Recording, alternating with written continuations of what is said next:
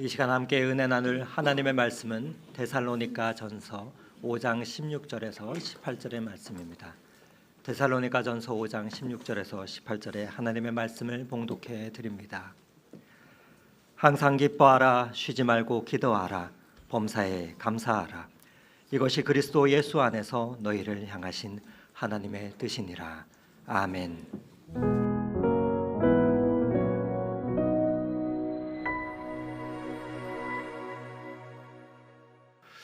여러분 잘 지내고 계시죠?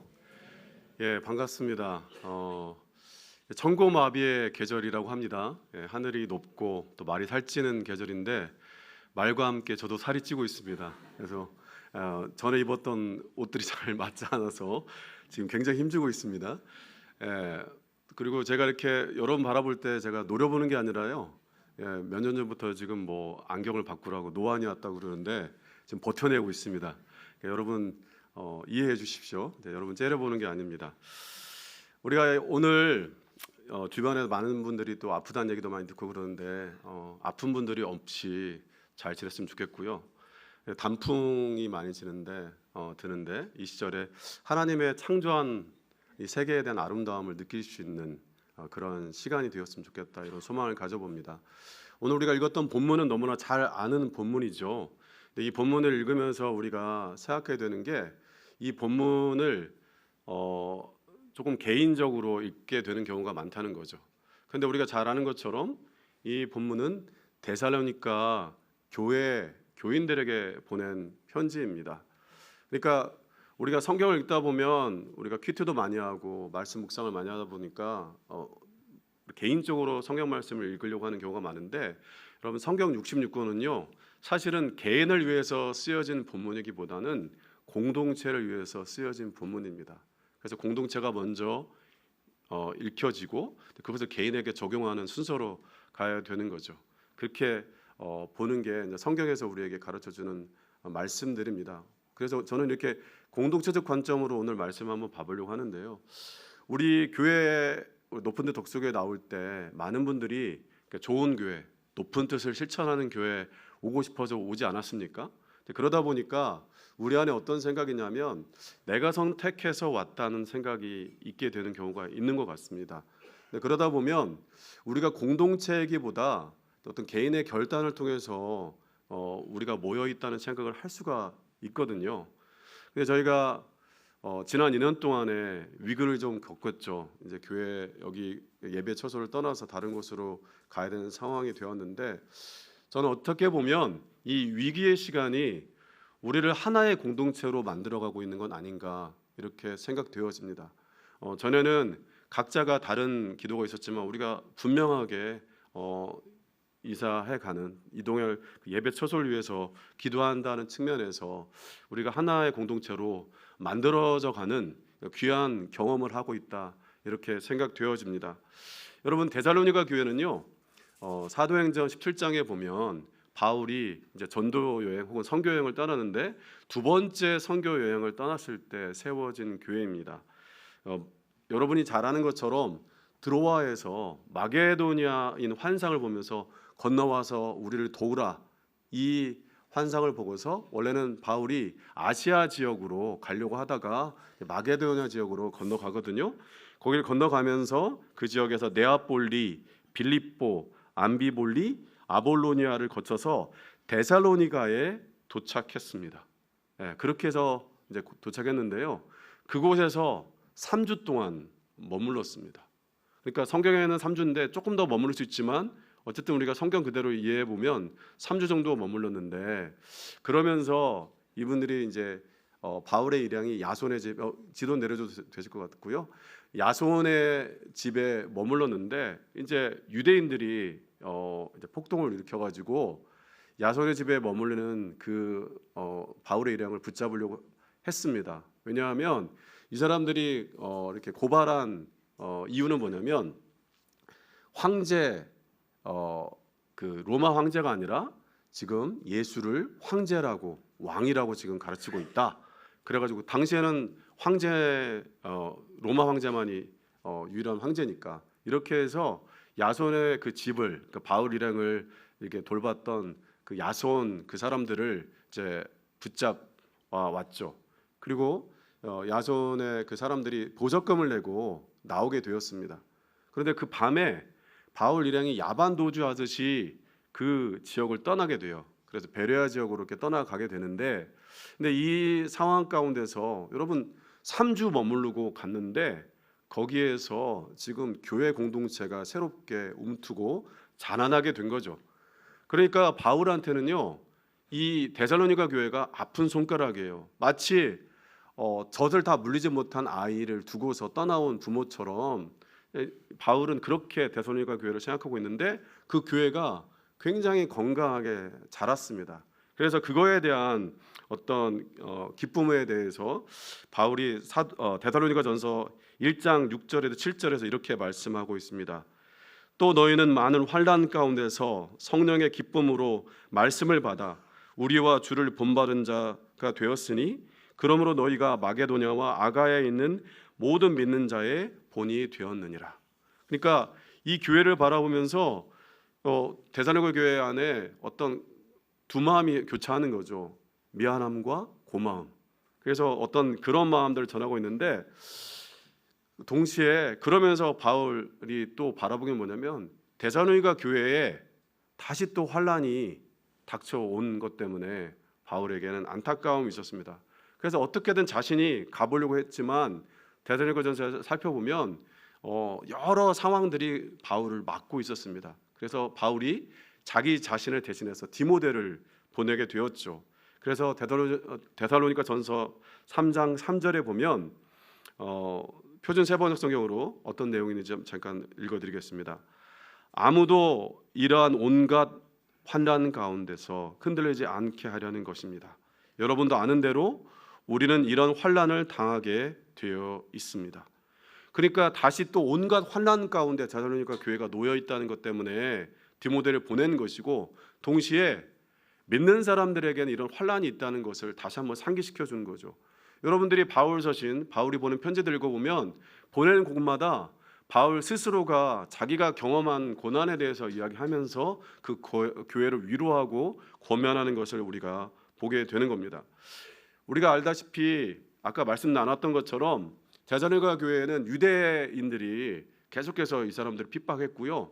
또 그 주어진 여러 가지 상황들이 이 사람들을 힘들게 하고 있었습니다. 여러분 데살로니가 전서의 주제가 종말 그리고 예수님의 재림입니다. 이것을 다시 생각해 보면 그만큼 그들이 살고 있는 상황이 정말로 어려운 상황이다. 정말 세상의 끝을 살고 있는 것 같은 상황이라는 것을 우리가 짐작해 볼 수가 있습니다. 그런 상황 가운데서 지금 바울이 그 교회를 향해서 권면의 말씀을 전하고 있는 것입니다. 우리가 잘 알고 있는 데살로니가전서 5장 16절에서 18절까지의 말씀을 이런 어떤 공동체라는 그 교회의 관점에서 한번 말씀을 보려고 합니다. 첫 번째로 바울은 이렇게 말씀합니다. 항상 기뻐하라. 항상 기뻐하라. 여기에 사실은 빠져 있는 말이 있습니다. 이걸 우리가 항상 기뻐하라 하니까 너는 이렇게 생각하는데, 원래 쭉 말씀 따라 올라가다 보면 너희는입니다. 너희는 항상 기뻐하라. 그러니까 5장 16절에서 18절, 아니 그 본문을 쭉 쫓아가 보면 5장 후반부는요 다 명령법입니다. 여러분, 명령법이 뭡니까? 어떤 선택사항이라는 것이 아니라 그렇게 살으라고 명령하고 있다는 거죠. 그러니까 믿는 사람들이 이렇게 살아야 된다라고 명령하고 있는 것입니다. 그러니까 기뻐할 만한 상황이 있기 때문에 기뻐하는 것이 아니라 기뻐할 수 없는 상황이지만 그럼에도 기뻐하라. 이렇게까지 이 본문을 이해할 수가 있겠습니다. 만약에 이게 단순히 감정적인 그런 기쁨을 말한다는 것이라면 여러분 어떻게 항상 이렇게 기뻐하면서 할 수가 있겠습니까?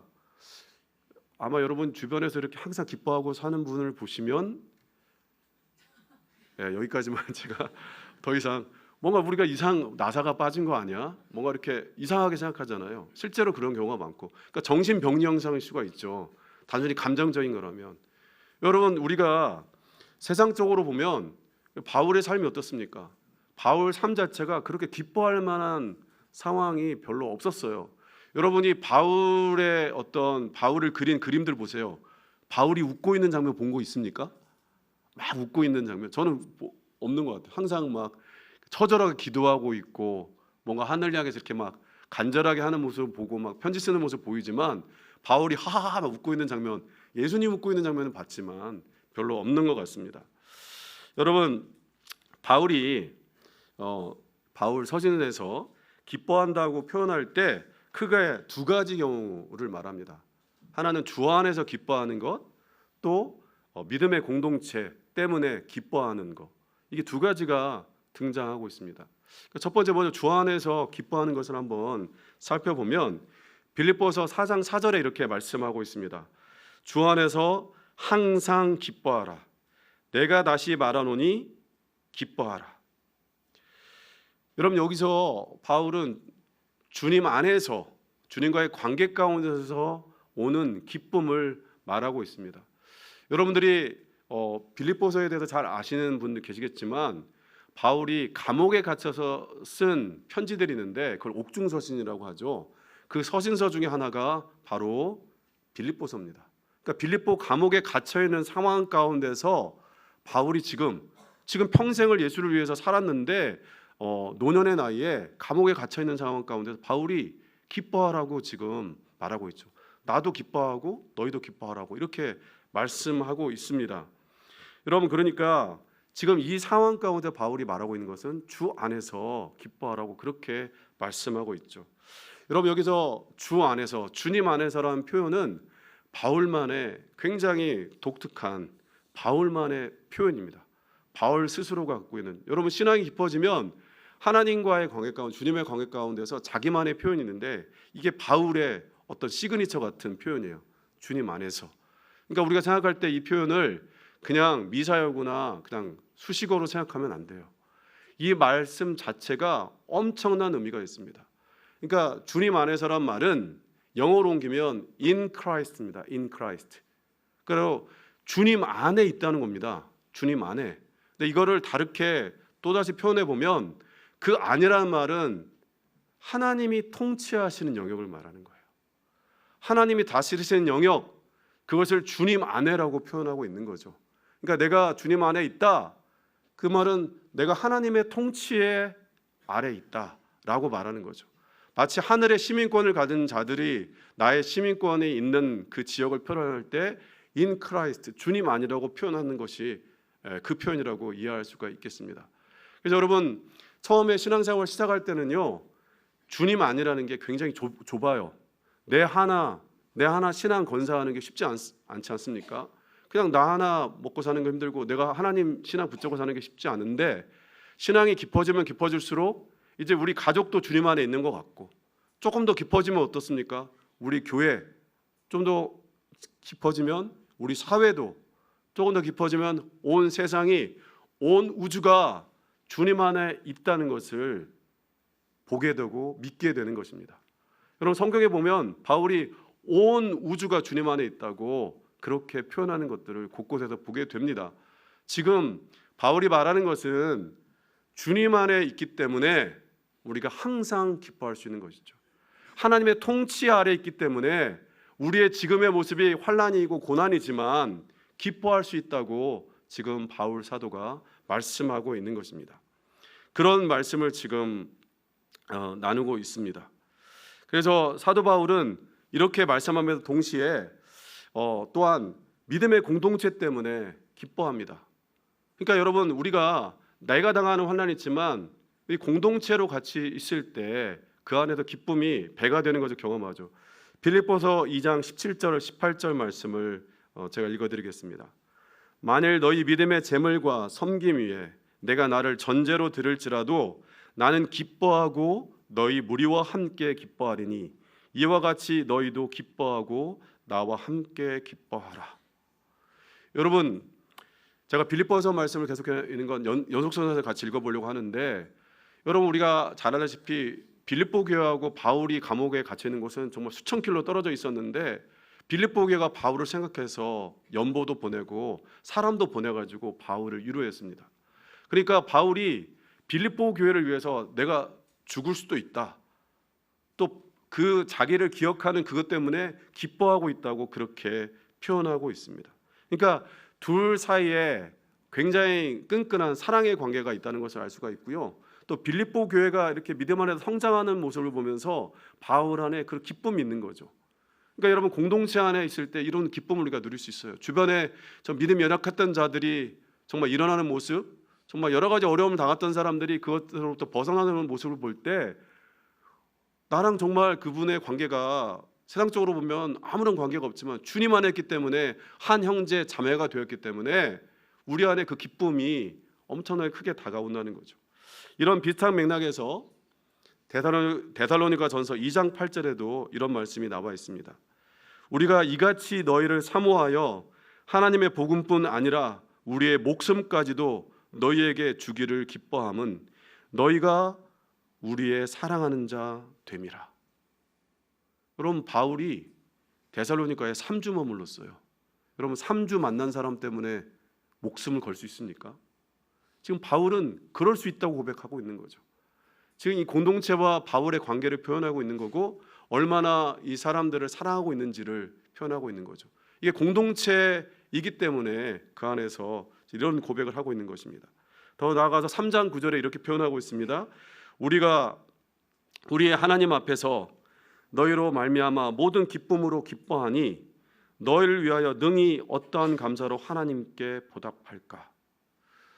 여러분 바울이 또 데살로니가 교회가 서로를 향해서 얼마나 사랑했는지 얼마나 애틋하게 바라보고 있는지 볼 수가 있죠. 이거는 우리 교회 공동체 안에서도 우리가 이런 시간을 지나가면서 그런 경험을 해가고 있는 거죠. 이전을 준비하는 그 준비 팀원을 생각할 때 또 준비하시는 목사님을 생각할 때 우리 안에 애틋함이 있고 안쓰람이 있고 또 반대로 목사님들은 그런 마음을 서로가 가질 때 우리의 이런 교감이 우리에게도 있을 것입니다. 근데 여러분 항상 기뻐한다는 것은요 대단한 일에 기뻐하는 것만이 기뻐한다고 하면 기뻐하기 쉽지 않습니다. 정말 우리에게 다가오는 일상의 작은 것들, 우리 주변의 공동체에 일어나고 있는 작은 변화들에 대해서 기뻐할 때 우리가 항상 기뻐할 수가 있습니다. 이혜인 시인께서 작은 기쁨이라는 시를 썼는데 이것이 우리에게 많은 도전을 주고 있는 시 같습니다. 이 시를 한번 제가 읽어드리겠습니다. 작은 기쁨, 이혜인. 사랑의 먼 길을 가려면 작은 기쁨들과 친해져야 하네. 아침에 눈을 뜨면 작은 기쁨을 부르고 밤에 눈을 감으면 작은 기쁨을 부르고 자꾸만 부르다 보니 작은 기쁨들은 이제 큰 빛이 되어 나의 내면을 밝히고 커다란 광물이 되어 내 혼을 적시네.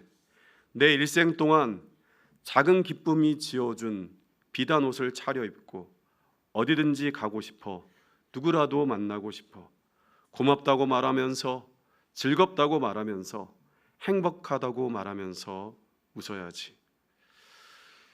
우리에게 대단한 기쁨을 쫓는 게 아니라 우리에게 주어진 작은 기쁨을 우리가 불러내는 그런 훈련을 우리가 했으면 좋겠습니다. 우리 공동체의 변화, 조그만 일들이 이루어진 것에 우리에게 그런 감탄사가 우리에게 터져 나올 때 우리가 항상 기뻐하라고 하는 이 하나님의 말씀을 실천할 수가 있을 것입니다.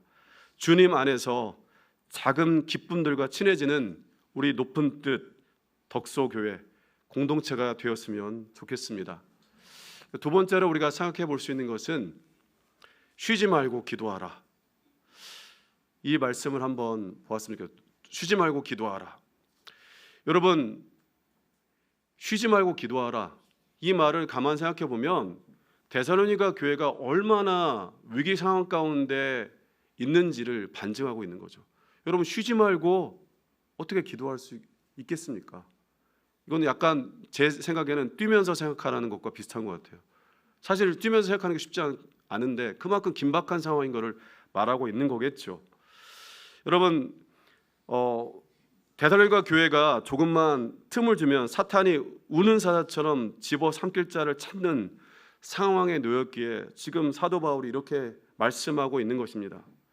근데 여러분 쉬지 말고 기도하라는 명령을 개인적으로 적용하려고 하면 굉장히 어렵습니다. 어떻게 쉬지 말고 기도할 수 있겠어요? 우리 쉬어야 하잖아요. 여러분 안 쉬어도 됩니까? 제가 보니까 쉬어야 돼요. 근데 여러분 이거를 공동체에 적용하면 가능합니다. 여러분이 만약에 수련회를 가거나 혹은 여러분이 비전 트립을 가거나 어떤 교회가 이번에 교회 이전을 하면서 릴레이 기도를 하면서 우리는 뭘 경험합니까? 쉬지 말고 기도하는 것이 무엇인지 공동체 안에서 경험하게 되지 않습니까? 우리는 함께 공동체를 함께 할 때 쉬지 말고 기도하는 것이 어떤 의미인지 알게 되고 그것이 주는 큰 어떤 힘과 위로를 우리가 경험하고 있습니다. 이 공동체가 함께 할 때 이 말씀이 현실이 되고 있는 것을 경험하고 있는 거죠. 오늘 이 본문 가운데서 쉬지 말고에 해당하는 원문의 문자적 의미는 밑바닥까지 이르도록 멈추지 않는, 저 심연, 저 깊은 곳까지 이르도록 멈추지 않는 이런 의미가 있습니다. 그러니까 우리가 일생을 살아가다 보면 우리 사람마다 각자 자기의 다른 시기에 정말로 끝없는 수렁 가운데 깊이 모를 그런 어렵고 힘든 순간을 경험하지 않습니까? 어디가 끝인지 모를 그런 순간에 그런 순간이 바로 쉬지 말고에 해당하는 그 순간에, 그러니까 그런 순간에도 멈추지 않는이라는 말이라고 볼 수가 있습니다. 그러니까 이것은 어떤 시간적 의미라기보다 상황적 의미라고 보는 것이 좀 더 본문에 충실한 이해라고 볼 수가 있겠습니다. 그리고 여기서 기도하라는 이 말씀은요, 원래 원문은 프로슈코마이라는 표현인데 이 표현은 자기의 필요를 구하는 그런 기도를 말하는 게 아니라 예배 시간에 하나님의 뜻을 구하는 기도를 표현할 때 이 표현을 씁니다. 그러니까 자기의 삶 가운데, 공동체의 삶 가운데 정말 저 밑바닥까지 정말 떨어지는 그 순간에서조차도 하나님의 뜻을 구하는 기도를 드려라. 그게 쉬지 말고 기도하라는 그런 이 말씀에 의미가 있는 거죠. 그러니까 당시에 데살로니가 교회에는 수많은 이교도들이 자기의 필요를 위해서 기도했지만 너희가 믿는 공동체로서 정말로 이렇게 힘들고 어려운 순간에도 저 바닥까지 떨어지는 순간에도조차 하나님의 뜻을 구하는 공동체가 되라고 지금 바울이 권면하고 있죠. 제가 좋아하는 그림 중에 정말 굉장히 많은 영감을 받는 그림 중에 밀레의 만종, 소위 이발소 그림, 미장원 이발소가 항상 걸려있던 그림이죠. 막 이렇게 카피해가지고 이제 저는 사실 이 내용을 잘 모르고 처음에는 굉장히 목가적이고 뭔가 이렇게 그 평안을 누리시는 그런 그림이라고 생각해서 좋아했던 것 같습니다. 근데 수많은 화가들과 많은 사람들, 고우 같은 사람들부터 이 그림을 통해서 많은 영감을 받았다고 그렇게 알려져 있습니다. 프랑스의 한 시골 지방에서 지금 이제 추수 시절에 여기서 감자를 추수하는 시기에 장면을 묘사하고 있는데 이 그림의 제목이 만종입니다. 만종. 당시에는 이제 프랑스는 로만 카톨릭을 믿었기 때문에 로만 카톨릭에서는 하루에 3번 종을 쳤습니다. 아침종, 점심종, 저녁종. 그 종이 울릴 때는 멈춰서서 기도하라고 하는 그런 의미에서 종을 쳤는데요. 지금 이제 만종, 저녁 이제 종이 쳤을 때 두 부부가 이렇게 기도하는 장면을 그려 놓고 있는 거죠. 근데 여러분 밀레가 살아생전에 그렇게 유명한 화가가 아니었습니다. 특별히 이 사람은 가난한 농부 출신이었기 때문에 농촌의 정말 그 처참한 현실을 너무나 잘 알고 있었습니다.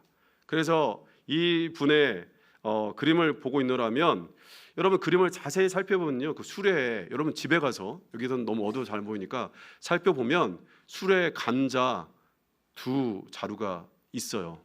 여러분 저녁 지금 해질녘인데 하루 종일 농사 이제 거두어 드렸는데 딱 2가마니 2 자루 있는 거예요. 그리고 앞에 그 조그마한 바구니에 반쯤 차 있는 감자가 있죠. 이제 이 두 부부가 이렇게 수확하는데 어려움을 겪고 있는 순간 가운데서 지금 멈추고 기도하고 있는 겁니다. 여러분 어떻게 생각해 보면 이 사람들이 하나님을 믿지 않는 사람들이었다면 자기 감자 수확하는데 해질녘이니까 빨리 더 수확하려고 조금이라도 더 하려고 더 기도하지 않고 이렇게 수확했겠죠. 그런데 이렇게 힘들고 척박한 상황이지만 이 농부들이 좀 멈추어서 기도한다는 건 그들의 삶 자체가, 노동 자체가 우리가 기도였다고 말할 수가 있겠죠. 그들의 삶의 방향이 하나님을 향해 있었다고 볼 수가 있습니다. 이 그림을 통해서 우리가 그런 것을 볼 수가 있겠죠. 근데 여러분, 그림을 내려주셔도 되겠습니다. 이 만종에 대해서 이 그림이 단순히 목가적인 그림이 아니라 농촌의 처참한 현실을 그리고 있다고 주장한 화가가 있었습니다. 그 사람은 살바도르 달리라는 화가였는데 앞에 아까 감자 바구니, 감자 조금 반절만 차고 있는 바구니 있었잖아요. 근데 그 바구니가 실제는 어린 아이의 관, 어린 아기의 관이었다고 주장하는 그런 화가가 있었습니다. 그래서 어린 아기의 관을 넣고 그렸던 그림을 의뢰했던 사람이 관은 너무 그러니까 좀 바꿔달라고 해서 감자 바구니로 바꿨다고 주장하는 화가가 있었어요.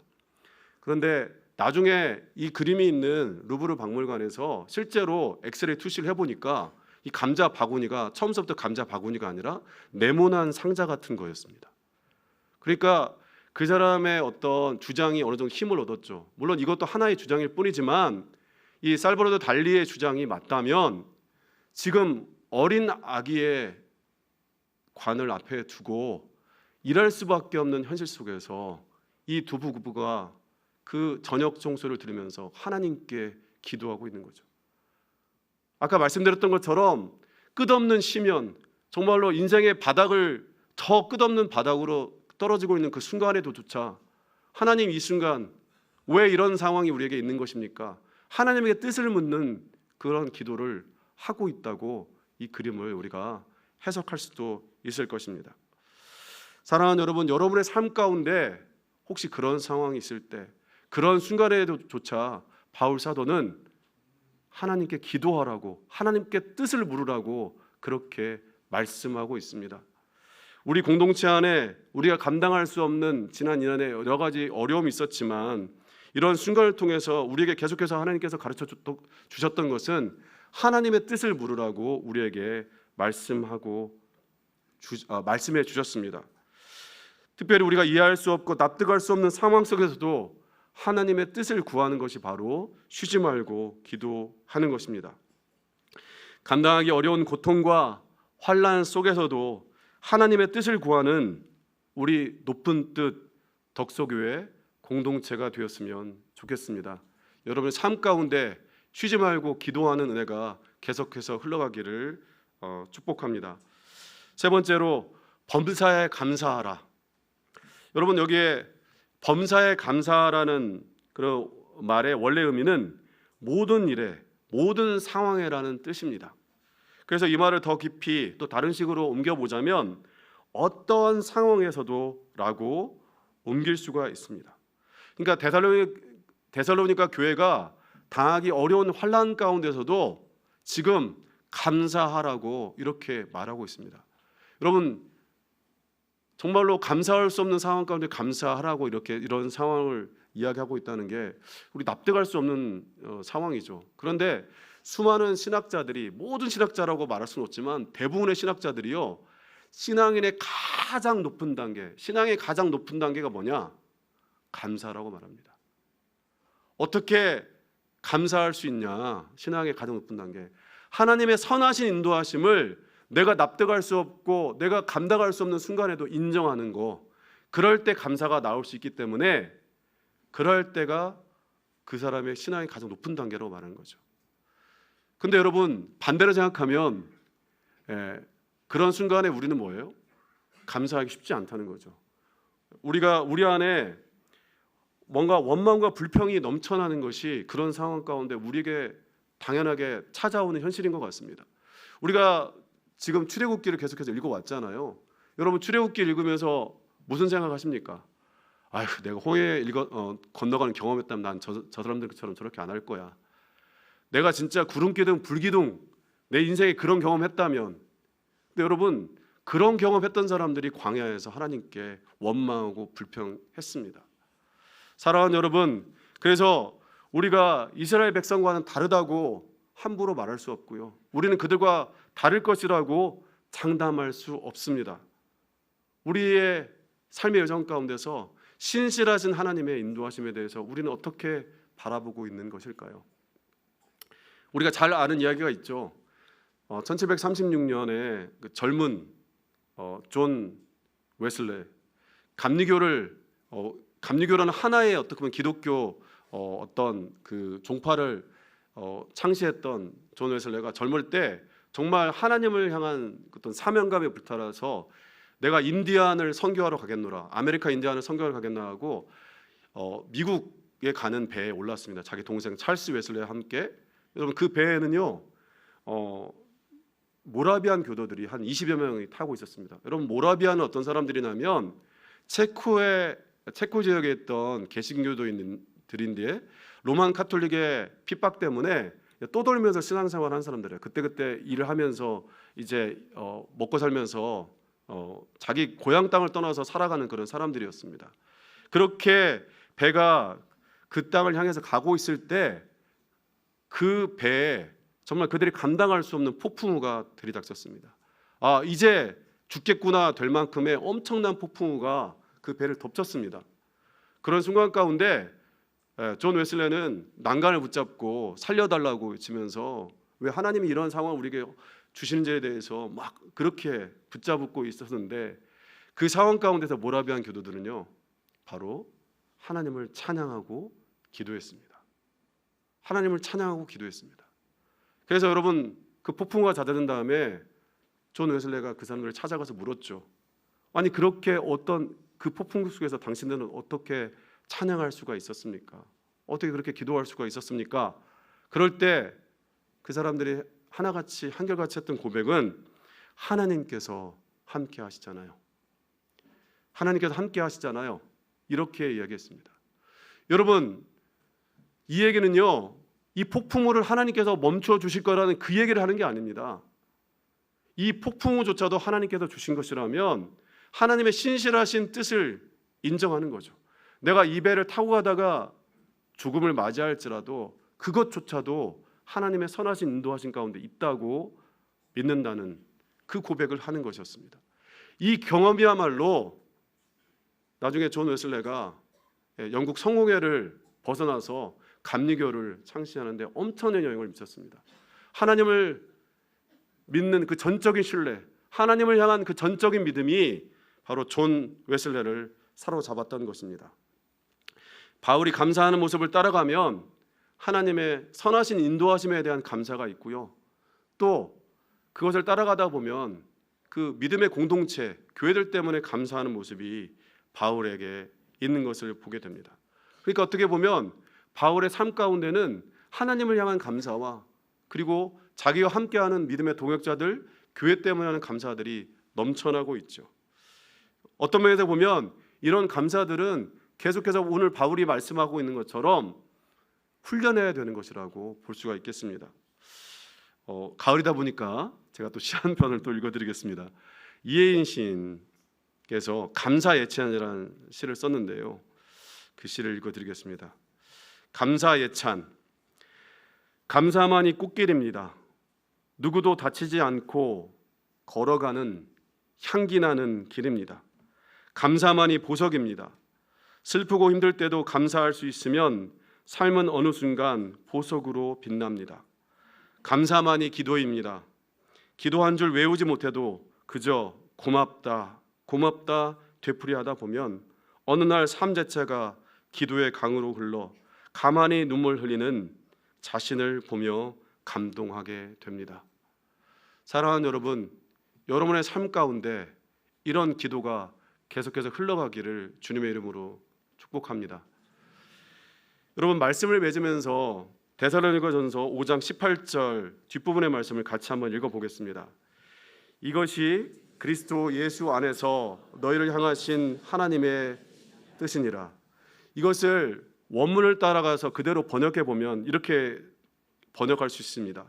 이것이 그리스도 예수 안에서 너희를 향하신 하나님의 뜻이기 때문이다.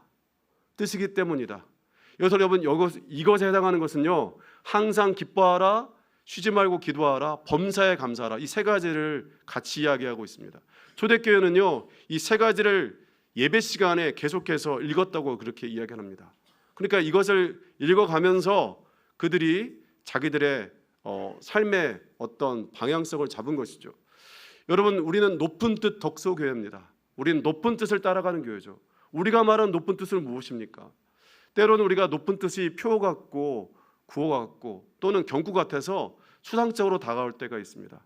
그런데 우리가 추구하는 높은 뜻은 바로 오늘 성경이 말씀하고 있는 하나님의 뜻이 아닐까요? 하나님의 뜻을 따라가는 사람들에게는 바로 이런 표징이 나타나는 것입니다. 항상 기뻐하고 쉬지 말고 기도하고 범사에 감사하는 모습이 바로 높은 뜻을 따라가는 사람들의 모습인 줄 믿습니다.